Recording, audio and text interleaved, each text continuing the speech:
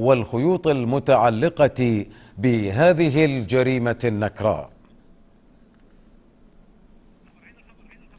نكرر إذن بيان وزارة الداخلية، حيث أعلنت وزارة الداخلية عن تمكن أجهزة الأمن المعنية من ضبط سائق المركبة التي تولت توصيل الإرهابي إلى مسجد الإمام الصادق وفراره بعد التفجير مباشرة، ويدعى عبد الرحمن صباح عيدان سعود من مواليد عام 1989، وهو من المقيمين بصورة غير قانونية، حيث عثر عليه مختبئا بأحد المنازل في منطقة الرقة، والتي أفادت التحقيقات الأولية بأن صاحب المنزل من المؤيدين للفكر المتطرف والمنحرف، فيما تواصل أجهزة الأمن جهودها للتوصل إلى معرفة الشركاء والمعاونين في هذا العمل الإجرامي والوصول إلى كافة الحقائق والخيوط المتعلقة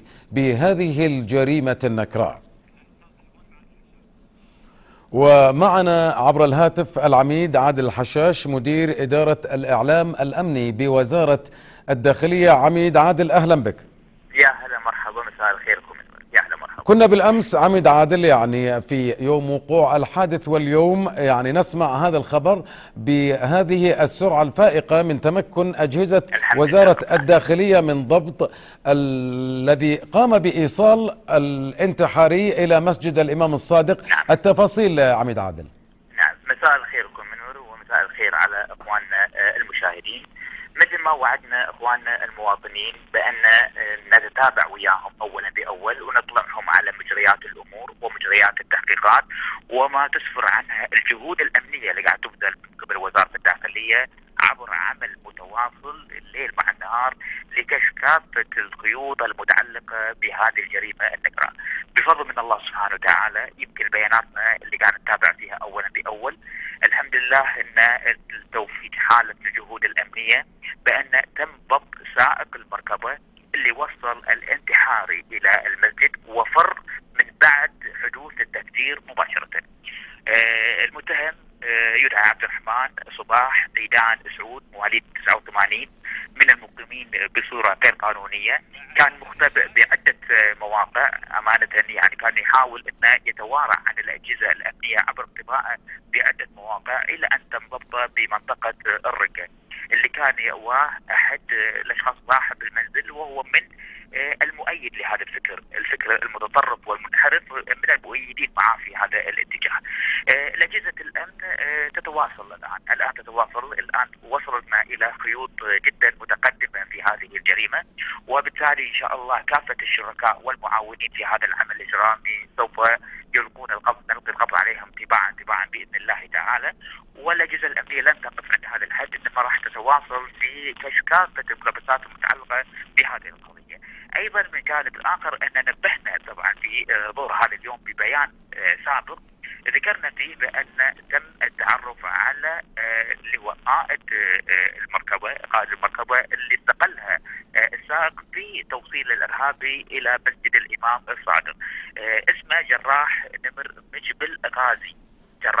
مجبل غازي، ايضا من المقيمين بصوره غير قانونيه، وهو كان مالك المركبه، وهو ايضا تم القبض عليه والتحقيقات مستمره معه. اللي احب ابينه في هذا الموضوع بان الان قطعنا شوط لا يستهان فيه في هذه القضيه، الامور بدات تتضح اكثر واكثر، واعتقد بان وضعنا الكثير من علامات الاستفهام اللي تهم الاخوه المواطنين في هذه القضيه بالذات، ومن ثم ان شاء الله في اي مستجدات تتعلق بهذا الموضوع راح نتواصل معكم اول باول، نطلعكم على مجريات التحقيق في لحظتها باذن الله تعالى. نعم، عميد عادل الحشاش، مدير عام إدارة العلاقات والإعلام الأمني بوزارة الداخلية، شكرا جزيلا لك، وسنكون معكم في حال جد أي جديد. مشاهدينا، إذن نعيد لحضراتكم بيان وزارة الداخلية، حيث أعلنت وزارة الداخلية عن تمكن أجهزة الأمن المعنية من ضبط سائق المركبة التي تولت توصيل الإرهابي إلى مسجد الإمام الصادق وفراره بعد التفجير مباشرة، ويدعى عبد الرحمن صباح عيدان سعود، وهو من مواليد عام 1989، وهو من المقيمين بصورة غير قانونية، حيث عثر عليه مختبئا بأحد المنازل في منطقة الرقة، التي أفادت التحقيقات الأولية بأن صاحب المنزل من المؤيدين للفكر المتطرف والمنحرف، فيما تواصل أجهزة الأمن جهودها للتوصل إلى معرفة الشركاء والمعاونين في هذا العمل الإجرامي والوصول إلى كافة الحقائق والخيوط المتعلقة بهذه الجريمة النكراء.